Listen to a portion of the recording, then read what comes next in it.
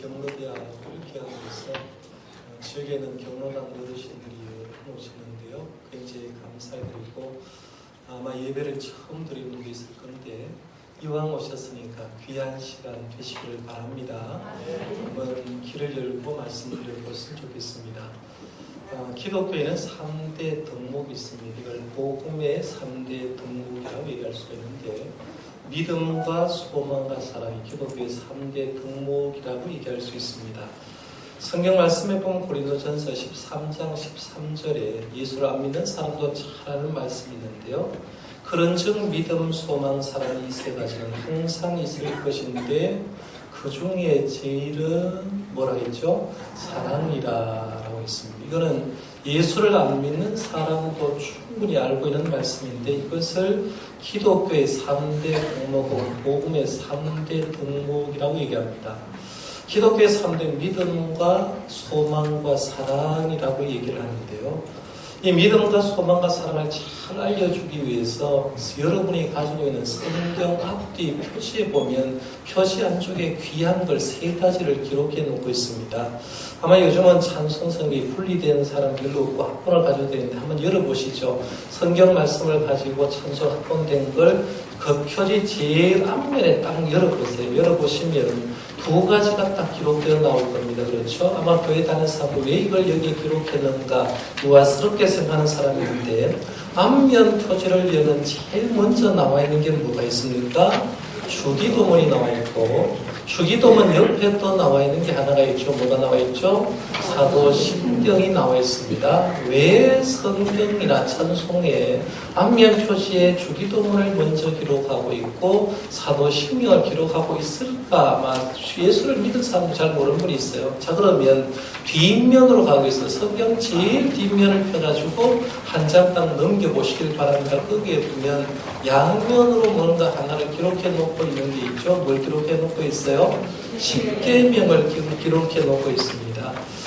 교회 처음 나온 유치부 어린이부터 시작해서 교회 처음 나온 분들에게요. 교회에서 제일 중요한 거 하나씩 가르쳐 주는데 뭐부터 가르쳐 주느냐 하면 주기도문부터 가르쳐 줍니다. 기도는 이렇게 해요 라고 하면서 주기도문을 가르쳐 주고 주기도문을 가르쳐 준 다음에 주기도문을 암송하게 되면 그 다음에 가르쳐 주는 게 사도신경을 가르쳐 줍니다. 그 다음에 사도신경을 암송하는 사람에게 가르쳐 주는 게 뭐냐면 10계명의 말씀을 가르쳐 줍니다. 그러니까 유치부 어린아이들에게 아이를 교육할 때도 주기도문, 사도신경, 10계명을 가르쳐 주고 그 다음에 예수를 늦게 부분으로 교회에 처음 나온 사람에게 가르쳐 주는 게 주기도문과 사도신경과 10계명을 가르쳐 주는 이건 오늘날만 그런 게 아니라 교회가 처음 형성될 때 초대교회부터 시작해서 새로 입교된 교인들에게 가르쳐 주는 게 항상 이 3가지를 먼저 가르쳐 줬습니다. 주기도문과 사도신경과 10계명은 사도 바울이 말하는 복음의 3가지 덕목, 기독교의 3가지 덕목이 들어있습니다. 주기도문에는 뭐가 들어있느냐 하면 소망적인 부분이 들어있어요. 어떤 기도 제목을 우리가 하나님께 기도할까? 기도의 내용을 모르는데 하나님께 내 마음에 소망적인 것을 얘기를 하면서 기도를 할 때는 이렇게 기도하라라고 얘기를 하고 있는데 소망에 대한 부분이 있어요. 아마 오늘 경로당에서 처음 오신 분들이 예배를 어떻게 드릴지 모르니까 휴대폰을 계속 올리는데요. 죄송하지만 휴대폰을 좀 꺼주시면 좋겠습니다. 꺼주셔야 제가 말씀을 드리는데 좀 집중할 것 같고 교역자 옆에 서서 휴대폰 올리는 사람 옆에 서서 좀 꺼주시면 좋겠습니다. 모르는 분들이 요즘 휴대폰이 워낙 잘 나와서 모르는 분들이 좀 계세요. 주기도문은 소망에 대한 부분을 좀 얘기를 하고 있고요. 사도신경은 뭘 얘기하느냐 하면 믿음에 대해서 쭉 얘기를 하고 있습니다. 기독교인이 무엇을 믿고 살아야 되는지 믿어야 될 핵심 내용인지 압축해 놓은 것 그래서 믿음의 골자이자 믿음의 핵심을 사도신경이라고 얘기하는데 우리가 이제 예배를 드리면서 주기도문도 했고 사도신경으로 신앙 고백을 했습니다. 이렇게 고백했습니다. 나는 전능하신 아버지 하나님 천지의 창조주를 믿습니다. 믿습니다 라고 말하면서 천지를 만드신 하나님을 믿습니다 라고 말하면서 믿음의 고백을 했는데 몇 마디의 고백을 했느냐 하면 12마디의 고백을 했어요. 예수님의 제자가 12사람이 있는데 12사람이 한마디씩 만들었다고 해서 12마디로 사도신경이 고백되는데요. 12가지 속에서 믿음 내용의 골자가 다 들어있어요. 우리가 하나님을 어떻게 믿어야 될지, 예수님을 어떻게 믿어야 될지, 교회를 어떻게 섬겨야 될지 다 나와 있는 게 이제 사도신경인데요. 그 사도신경을 온전하게 고백하는 사람이 진정한 기독교인이라 이렇게 말할 수 있습니다. 그러면 뒷면에 있는 10계명은 어떻게 담고 있을까? 무엇을 담고 있을까 했을 때 10계명은 사랑을 담고 있어요. 아마 기독교인들이 어떻게 사랑해야 될까라고 했을 때 그 사랑의 정석을 알려주는 게 10계명이라고 볼 수가 있는데요. 10계명은 하나님 어떻게 사랑해야 되지라고 하는 게 1계명부터 4번째 계명까지 나오고, 근데 가족과 이웃을 어떻게 사랑해야 되는가를 나오는 게 5계명부터 10계명까지 나옵니다. 그러니까 10계명 속에는 위로는 하나님을 사랑하고 아래로는 가족과 이웃을 어떻게 사랑해야 되는가를 얘기하고 있는 게 10계명입니다. 그러니까 10계명은 사랑을 얘기하고 있죠.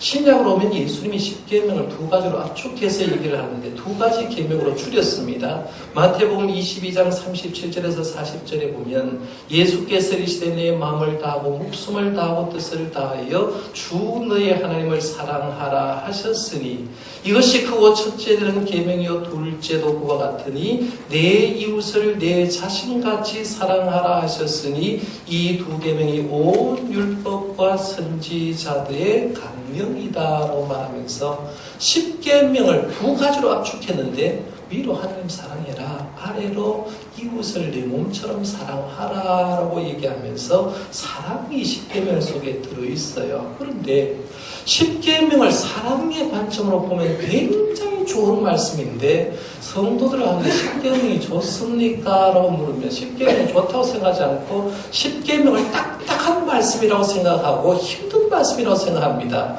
제가 오늘 본 말씀 1절부터 17절까지 10계명을 다 읽었는데 10계명 말씀을 들으면서 머리가 찌긋찌긋 아픈 분들이 있을 거예요. 이 말씀을 가지고 어떻게 설교할까? 10가지 설교, 10가지 10계명을 어떻게 다 우리가 전달할까 생각하면서 10계명이 좀 답답하고 어떤 사람은 무섭다라고 생각하는 사람이 있습니다. 그렇게 된 이유 중에 하나가요. 어릴 때 10계명 암송하면서 암송 잘 안 되는 사람이 있었을 거예요. 주기도문 암송 잘 되는데 얼마 안 되니까. 사도신경은 잘 되는데 10계명의 말씀을 암송하라고 하면 1계명부터 4계명까지 그리고 5계명부터 10계명까지 나가야 되는데 하다가 보면 틀려버리고 하다가 보면 틀려버려요. 제가 성도님 가운데 가가지고 10계명, 1계명부터 10계명까지 암송해보세요 라고 하면요. 아마 성도들 가운데 많은 분들이 하다가 버벅 하는 사람이 있을 거예요. 왜? 10계명의 말씀이 머릿속에 탁 들어와 있는 사람은 괜찮은데 이 10계명 말씀을 암송이 잘 되지 않을까? 10계명의 말씀은 좀 딱딱하다, 힘들다라고 생각하는 사람이 많고 그 다음에 10계명을 딱딱하다고 무섭다고 생각하는 이유가 뭐냐면 10계명에는 명령이거든요. 이거 해라, 부모 공경해라, 가늠하지 말아라. 하라고 하는 것 2가지, 하지 말라고 하는 걸 계속해서 8가지를 얘기하고 있기 때문에 영영하기 때문에 사람이 조금 크면 제일 싫어하는 게 누가 누구를 시키는 거, 명령하는 거 싫어하잖아요. 그러니까 10계명을 별로 좋아하지 않는 걸 봅니다. 그런데요, 사실은 이 10계명이 딱딱한 말씀이냐, 딱딱하지 않은 말씀입니다. 그래서 10계명이 이제 모세의 5경 속에 들어와 있습니다. 창세기, 출애굽기, 레위기, 민수기, 신명기 속에 이제 출애굽기 20장 말씀에 들어있는데 모세 5경이 딱딱한 내용입니까? 이렇게 물으면 성경을 안 본 사람 좀 딱딱하다고 얘기했는데 창세기 말씀 딱 열면 너무 재미있어요. 창세기 말씀을 딱 열면 하나님이 천지를 창조한 얘기가 나와요. 최초의 사람이었던 아담과 하와의 얘기가 나오고 노아 홍수 얘기 나옵니다. 홍수 얘기 나오고 바벨탑 얘기가 나와서 인간의 언어가 어떻게 흩어졌는지, 왜 영어를 쓰고 왜 우리는 한국말을 쓰고 어떤 사람은 중국말을 쓰는지 그 근거가 되는 게 바벨탑 사건에서 다 나옵니다. 아브라함과 이삭과 야곱의 가족 얘기도 굉장히 재미있습니다. 출애굽 얘기도 굉장히 재미있습니다. 율법의 말씀은요, 하나님이 율법의 말씀을 줄 때 이야기를 줬습니다. 재미난 이야기를 주면서 재미난 이야기 속에서 뭘 보여주느냐 하면 이야기 속에서 하나님이 어떻게 움직이고 있는가 행동하시는 하나님을 보여주는 거죠. 그러니까 이스라엘 백성이 움직이는 삶의 얘기 속에서 하나님은 이렇게 움직입니다라는 걸 보여주는 거예요. 그 사이사이에 집어넣은 게 뭐냐면 너희들이 이런 이야기 속에서 하나님 활동을 봤기 때문에 그러면 하나님을 믿는 이들은 이렇게 살아야 된다. 독점을 조금씩 넣어놓은 것이 율법이라는 얘기죠. 그렇게 생각하고 선입견을 좀 버리고 십계명을 볼 필요가 있는데요. 모세 오경 안에는 성경 말씀 속에는 십계명이 한 번 나오는 게 아니라 두 번에 걸쳐서 나옵니다. 오늘 본문 말씀이 첫 번째로 나오고요. 신명기 5장에 보면 두 번째로 십계명의 말씀이 등장하는 걸 봅니다. 똑같은 내용이 반복되어진 것 같지만 사실은 이 말씀, 십계명의 말씀을 받는 대상은 달랐습니다. 오늘 보면 출애굽기 20장의 말씀을 처음 받았던 사람이 누구냐면요. 이스라엘 백성이 이제 출애굽하고 3개월째 되었을 때 3개월 된 이스라엘 백성들에게 주신 말씀입니다. 그들이 홍해를 건넜습니다. 그러나 막바로 가나안 땅에 들어가지 못하고 광야에서 40년 생활하게 됩니다. 험한 광야에서 어떻게 하나님의 백성으로 살아야 되는지 그 삶의 기준과 원리를 가르쳐 주는 것이 오늘 본문의 말씀에 나온 십계명이라고 볼 수 있죠. 그 다음에 신명기 5장에 두 번째 십계명이 나오는데 40년 동안 이스라엘 백성이 광야 생활을 이미 다 하고 이제 모압 평지에 모여서 조금만 지나면 요단강을 지나서 가나안 땅에 들어가게 됩니다. 이때 벌써 이스라엘에서 출애굽했던 사람들 가운데 20세 이상의 사람들은 다 광야에서 죽고 거기에 모인 사람은 20살 이하의 출애굽했던 사람이고 광야에서 태어난 사람들, 이 사람들을 광야 2세대라고 말할 수가 있는데요. 2세대 사람이 이제는 조금 있으면 가나안 땅에 들어가야 되는데 가나안 땅에 들어가서 어떻게 살아야 될지에 대해서 말씀해 주는 것이 신명기 5장에 나오는 두 번째 십계명이라고 봅니다. 대상은 달라요. 그러나 대상은 달랐지만 하나님이 이스라엘 백성에게 십계명을 주는 목적 같습니다. 이스라엘 공동체가 건강하게 살려고 하면 어떻게 해야 되는가를 알려주는 말씀이 십계명입니다. 제가 십계명을 한 계명 말씀을 안 드리려고 합니다. 왜냐하면 한 계명 하려고 하면 수십 시간을 해도 부족하기 때문에 다 말씀드리지 않고 십계명이란 전체를 한번 조망을 해보는 거예요. 조망을 해보면서 십계명을 조명해보면서 이 십계명이 지금 우리에게 어떤 메시지를 주는가를 한번 생각해 보려고 하는데요. 먼저 두 구절을 먼저 보겠습니다. 십계명 내용 전에 나오는 두 구절을 생각해 보는데요. 1절 말씀 한번 보세요. 오늘 본문 출애굽기 20장 1절에 이렇게 얘기합니다. 하나님이 이 모든 말씀으로 말씀하여 이르시되라고 얘기합니다. 모세 오경을 읽어보면 대체적으로 하나님 이렇게 얘기합니다. 하나님이 모세에게 이르시되라고 했어요. 하나님이 보통적으로 이스라엘 백성이 얘기할 때 직접 얘기하지 않고 하나님 모세라는 중보자를 통해서 얘기를 해줍니다. 그래서 항상 이런 말이 하나님이 모세에게 이르시되라고 얘기를 하는데 십계명의 말씀은 그렇다는 거죠. 십계명 말씀에 보니까 하나님이 모든 말씀으로 말씀하여 이르시되 십계명의 말씀은 하나님이 직접 이스라엘 백성에게 언약의 말씀을 전해주고 있고요. 그런데 말씀을 주는 형식도 하나님이 직접 자신의 손가락으로 돌판에 새겼습니다. 하나님이 그 이스라엘 백성의 십계명을 전하면서 돌판에다가 하나님이 직접 새기셨고요. 그 다음에는 새겨진 그 두 돌판을 언약궤 안에 보관해 놓고 이 언약궤를 지성소 속에 보관하라까지 명령하셨어요. 재미난 거죠. 왜 하나님이 직접 말씀하셨고 직접 새겼고 직접 보관하도록 명령하셨을까? 이유는 뭐냐면 십계명의 존귀함과 위험성 때문에 그래요. 다른 하나님의 말씀도 귀하지만 하나님이 직접 말씀한 이 십계명이 얼마나 존귀한지 얼마나 의미한지 알려주기 위한 하나님의 방법이고 하나님은 하나님의 백성들이 십계명을 지키는 백성과 함께하겠다는 강력한 표현을 하나님이 직접 그들에게 말씀해 준 걸 봅니다. 그 다음에 2절 말씀을 한번 봐봐요. 2절에 보면 나는 너를 애굽 땅 종되었던 집에서 인도하여 내 하나님 여호와니라 이렇게 말하면서 하나님과 이스라엘 관계를 나와 너의 관계로 합니다. 나와 너의 관계로 얘기하는데 십계명을 주신 분은 내 하나님 여호와. 십계명 말씀을 받는 대상자는 애굽 땅에서 종되었던 집에서 구원받은 이스라엘 백성이다라고 얘기합니다. 이스라엘 백성들이 지금 십계명을 받고 있습니다만은 이스라엘 백성이 어떤 사람인가 한번 생각해 보세요. 그들은 애굽 땅에서 430년 동안 종살이했어요. 희망이라고는 전혀 없던 사람들이었습니다. 죽도록 하루 종일 일을 해도 돌아오는 것은 채찍질밖에 없었습니다. 실컷 일하고 뜯으러 맞고요. 실컷 일하고 채찍질 맞아서 고통 속에 살았습니다. 이 애굽 생활 마지막 시대가 되면 이 바로 왕이 얼마나 핍박하는지, 히브리 사람이 아들을 낳는데 그 아들이 얼마나 귀했는데 아들도 키우지 못하고 나일강에 버려야 했을 정도로 이 사람들은 학대를 당하고 있었을 때입니다. 한마디로 말하면 목숨은 붙어 있는데 죽은 삶이나 진배 없는 삶을 살았던 그 사람들을 하나님이 출애굽시켜놓고 그들에게 준 말씀이 바로 십계명입니다. 그러면 왜 하나님께서 이스라엘 백성에게 십계명을 줬을까? 다시 한번 돌아가 보는 거예요.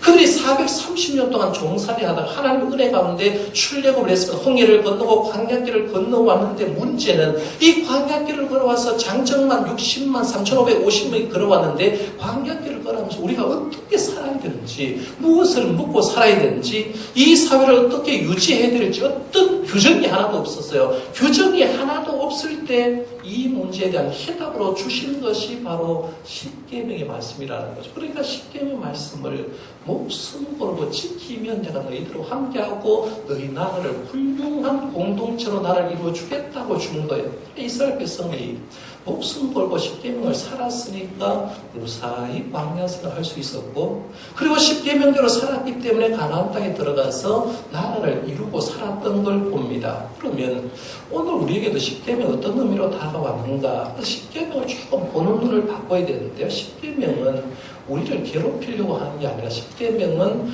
축복의 비밀로 주신 말씀이 바로 십계명입니다. 십계명을 지키면 민족이 흩어지지 않고 망할 것 같으나 망하지 않고 죽을 것 같으나 죽지 않고 어떤 전쟁이나 어떤 질병에서도 살아날 수 있는 게 십계명이라는 거죠. 그래서 십계명은 한마디로 말하면 축복의 통로요, 축복의 원칙이라고 말할 수 있어요. 십계명대로 살면 나라가 부강해집니다. 사회가 안정돼요. 풍요로움이 있습니다. 성경에 그 모든 축복이 말씀을 지키는 자에게 주어집니다. 얼마 전에 우리나라에는 간통죄가 폐지가 되었다는 걸 여러분이 아시게 될 겁니다. 간통죄가 폐지된 걸 긍정, 부정으로 다 생각할 수가 있습니다. 문제는 뭐냐면 우리나라에는 간통죄를 저질러도 나라에서 법적인 제재를 하지 못하게 됩니다. 그러면 우리나라의 앞으로가 어떻게 될 건가를 생각해야 되는데 지금 우리나라는 간통죄가 폐지되어서 간통죄를 지어도 나라에서는 제재를 못합니다. 그러면 우리나라 10년 후 20년은요 성적으로 얼마나 타락한 나라가 될까? 눈으로 불 보듯이 뻔한 세상을 우리가 가면서 그것이 자유라는 영목에서 개인적인 성이라는 문제에서 그런 것을 폐지를 시켜준 걸 봅니다. 그러나 하나님의 말씀은 절대로 그런 적이 없어요. 지금으로부터 정확하게 말하면 3461년 전에 하나님 십계명의 말씀을 주면서 이렇게 합니다. 간음 없는 사회가 되려고 하면, 살인 없는 사회가 되려고 하면, 도둑질 없는 사회가 되고 신용 있는 사회가 되려고 하면 이렇게 해라고 준 말씀이에요. 그러니까 성경 말씀은 십계명에 살인하지 말라, 간음하지 말라, 도둑질하지 말라, 내 이웃을 증거 거짓 증거하지 말라, 이웃의 것을 훔치지 말라. 이유가 뭐냐면 건강한 공동체가 되려고 하면 이거 하지 말라고 하나님은 명령 내렸거든요. 이 하나님이 명령 내린 거 우리는 인간의 개인의 존엄이라고 해서 그것을 법적으로 폐지를 하는데 나라가 불보듯이 성적으로 타락한 게 보인다는 거예요. 그러면 우리가 어느 가치 기준을 가지고 살아야 되는가? 나라의 헌법의 기준이 아니라요. 십계명이 바로 축복받는 비결이라 생각하고 십계명을 가지고 살아야 될 이유가 있다는 겁니다. 두 번째 십계명은 사탄의 세력이 꼼짝하지 못하게 묶어버리고 사탄을 내쫓는 하나님의 방법이 됩니다. 여름이 되면 여름에 강에서 뚝이 하나 조그맣게 터지면요, 그 조그맣게 터진 뚝 속에서 강물이 넘쳐나서 뚝이 크게 터져버리면 농작물이나 밭에 혹은 집에 엄청난 피해를 보는 걸 봅니다. 작은 뚝 하나가 터지면 홍수가 나면 엄청난 물이 쏟아져 나오는데요, 지금 우리 사회는 마치 금이 가서 무너진 뚝처럼 탐욕과 무질서와 폭력의 위험이 곳곳에 도사리고 있습니다. 이때 우리가 할 수 있는 게 뭐냐 하면 이 세력을 꼼짝 못하게 하는 방법이 있어요. 그게 뭐냐면 하나님의 사람이 십계명 말씀대로 사는 거예요. 말씀대로 살면 사탄이 이 세상에 곳곳에 들어와서 어둠의 세력을 퍼뜨리려고 하다가도 십계명을 지키는 사람이 있다고 하는 성경 말씀에 사탄이 한 길로 왔다가 7길로 도망갔다고 했죠. 그대로 되는 거죠. 우리가 사탄의 세력을 꼼짝하지 못하게 하는 게 십계명 말씀입니다. 십계명은 어렵냐? 신약시대로 오면요, 율법이 아닌 은혜 시대라고 얘기합니다. 그래서 은혜 받은 사람의 십계명이 힘드냐? 한번 생각해봐요. 나 외에 다른 신을 섬기지 않는 거 힘든 거 아니죠. 너를 위해서 우상 안 만드는 거 힘든 거 아니에요. 하나님의 이름을 망령되이 일컫지 않는 거 힘든 거 아니고, 안식일을 위하여 그날을 거룩히 지키라는 거 쉬운 얘기입니다. 무슨 말이냐면 하나님께 은혜를 받으면요, 십계명 말씀 아무것도 아니에요. 은혜 받은 부모는 공경하게 돼 있고, 살인하지 않고, 간음하지 않고, 도둑질하지 않죠. 당연히 우리가 하나님의 은혜를 받은 사람, 이 세상에 훌륭한 일을 하고 꾸준히 노력하는 거예요. 그러니까 은혜 받은 사람에게 십계명은 문제가 되지 않는데, 내 속에 은혜가 없으면 십계명이 굉장히 힘들어 보일 수 있다는 얘기입니다. 역사적으로 여러분 잘 생각해봐요. 십계명을 잘 지켰을 때 나라하고 십계명을 잘 지키지 않았을 때 나라가 얼마나 차이 나나 잘 생각해 보면, 이스라엘 백성들의 경우에 십계명의 말씀을 받았잖아요. 말씀대로 살았을 때 나라가 건강했습니다. 가나안 땅에 들어가서 십계명 말씀대로 순종하고 말씀대로 살았을 때 하나님이 이스라엘 백성에게 엄청난 축복을 허락해 주었습니다. 그런데 어느 순간 먹고 살만하니까 십계명 말씀 버렸죠. 나 외에 다른 신을 섬겼고 하나님을 버리고 제대로 함께 섬기지 않았을 때 결국에는 하나님 그 나라를 강대국을 통해서 전쟁하게 하고 이스라엘을 바벨론의 포로에 끌려가면서 나라가 멸망하고 굉장히 고롭습니다. 말씀을 지킬 때는 건강했는데 말씀을 지키지 않았을 때 나라가 힘든 거예요. 미국 얘기를 한번 해보겠습니다.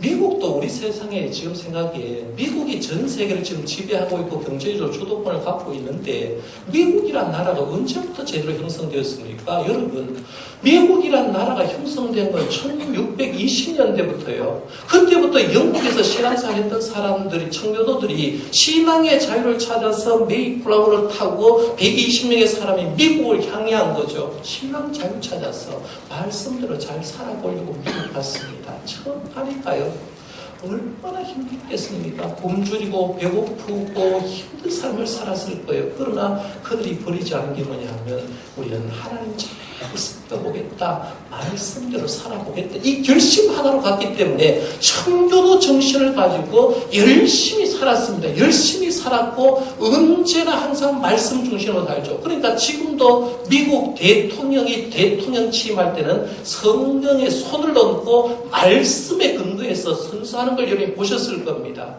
그렇게 강대국이 되었고 전 세계를 지배했던 미국이요, 1960년대부터 십계명을 무시하기 시작했습니다. 물론 하나님을 섬기는 형식은 있었지만 성경을 그동안에는 절대적인 가치로 받아들였는데 이제는 상대적인 가치로 받아들이기 시작했습니다. 말씀 외의 종교도 인정해 준다 했어요. 그러니까 미국 사회부터 종교다원주의가 판을 치기 시작했고, 동성애가 판을 치기 시작해서 법으로 남자가 남자끼리 여자가 여자끼리 결혼해도 된다고 허락한 주가 엄청나게 많이 들었어요. 제가 유럽에 가가지고요, 좋은 장면이 있어서 사진을 찍었어요. 제가 대상이 되고 다른 사람의 사진을, 멋진 사진을 딱 찍었는데요, 굉장히 멋진 장소에서 사진을 딱 찍었는데 찍고 나서 현상을 딱 해보니까 파란 옷을 입은 남자 커플이 커플 옷을 입고 제 앞을 딱 지나가는 그 장면이 포커스가 잡혔어요. 동성애자. 같은 커플 옷을 입고, 남자는 여자가 아니라 남자 커플. 요즘 시대가 그렇게 돼 있어요. 마약 중독자 늘어나게 되고요. 경제적으로 미국이 흔들리기 시작했습니다. 옛날에는 미국이 전 세계를 끌어가는데 미국이 제대로 되지 않으니까 미국의 경제가 엄청나게 흔들렸고 미국의 경제가 흔들리니까 전 세계 경제가 함께 흔들리기 시작했습니다. 이유가 뭘까 했을 때 1960년대부터 하나님의 말씀 10계명을 무시했기 때문이라고 볼 수 있습니다. 우리나라에도 이걸 적용할 수 있습니다. 우리나라 얼마나 어렵습니까? 아마 오늘 경로당에서 그러신 어르신들도 일제시대부터 살았던 분 계실 겁니다. 일제시대 힘들었죠. 6.25 동란 시절에 피난 오신 분들, 또 전쟁 통해 힘들어하는 분들 힘들었을 겁니다. 그러나 우리나라가 6.25 전쟁 일제시대 가난과 칸의 어려운 시대를 겪고 이겨나간 것 이유 중에 하나가 미국으로부터 군사 원조를 받고 그리고 많은 원조를 받아서 기독교에서 엄청나게 베풀었습니다. 물론 아직도 이데올로기와 좌파 사상으로 나라가 혼란스럽기는 합니다. 나라가 그러나 망할 것 같은데 망하지 않고요. 심지가 꺼져갈 듯한데 안 꺼져갑니다. 이유가 뭐냐면 저는 여러 가지 이유가 있겠지만 신앙적인 면에서 한번 찾아보려고 하는 겁니다. 우리나라가 이만큼하게 잘 살게 된 건요. 우리 믿음의 선조들 일제시대 때 그리고 유교를 겪으면서 수많은 믿음의 사람이 순교의 피를 흘렸습니다. 엄청나게 많은 사람이 죽어나갔습니다. 예수 믿는 것 때문에 순교의 피를 흘렸고 가난하고 힘들 때 우리 기독교인들이요 이 나라를 살리기 위해서 나라를 위해서 눈물을 흘리면서 새벽기도한 사람 얼마나 많은지 모릅니다. 하나님은 우리의 기도를 저는 들어준 줄 믿습니다. 1970년대 우리 한국은요 기독교가 참 모였고요 전도도 잘했습니다. 1973년도 여의도 관장에서 열린 빌리 그리함 목사님 초청 집회에 110만 명이 모였어요. 1973년 여의도 광장에서 엑스폴로 74 대회를 할 때 100만 명의 성도가 모여서 함께 예배했습니다. 비록 몸은 가난하고 배는 고팠지만 그들 속에는 말씀이 있는 곳이라고 하면 말씀 받으러 갔어요. 제가 어릴 때만 해도 부흥집회에 있으면 이웃교회 가서 부흥집회에 참석했던 적이 있습니다. 하나님의 말씀이 갈급했던 그런 시대가 있어요. 조금 가정해보면요. 1960년대, 70년대 신앙생활 했던 사람들은 목숨 걸고 예수를 믿었다라고 해도 과언이 아닐 정도로 목숨 걸고 예수 믿었어요. 그렇더니만 하나님이 불과 50여 년 어한 속에 1950년대 6.25 전쟁이 나라 황폐되는데 지금은 전 세계 톱10이 될 정도로 엄청 나라가 된 거예요. 문제는 먹고 살만할 때부터 문제가 생겼죠. 제가 지난번에 말씀드렸어요.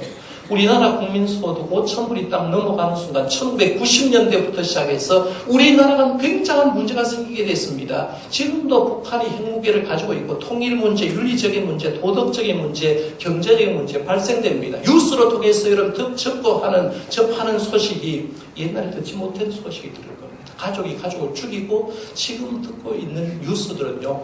옛날에는 상상하지도 못할 뉴스들을 귀로 듣는데 우리는 무감각하게 살아가고 있습니다.